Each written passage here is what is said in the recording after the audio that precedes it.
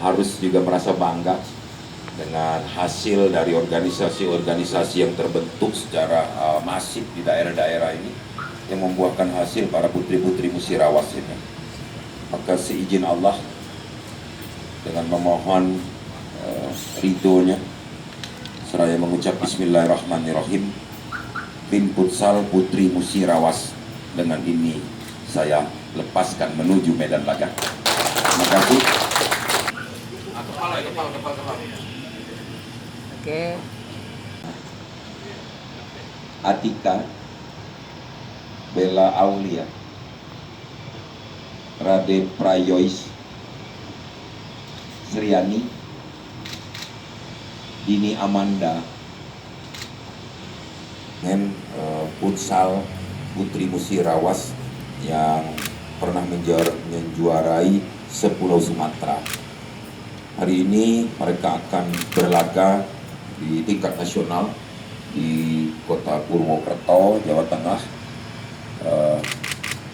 Tentu sudah berbagai bekal, baik teori maupun pelatihan yang sudah dilakukan. Hingga hari ini saya sebagai gubernur, juga sebagai ketua badan futsal saya ini. Jadi saya ini sebenarnya ketua badan futsal daerah yang belum pernah tergantikan sebenarnya sampai sekarang. Tapi karena timbul banyak sekali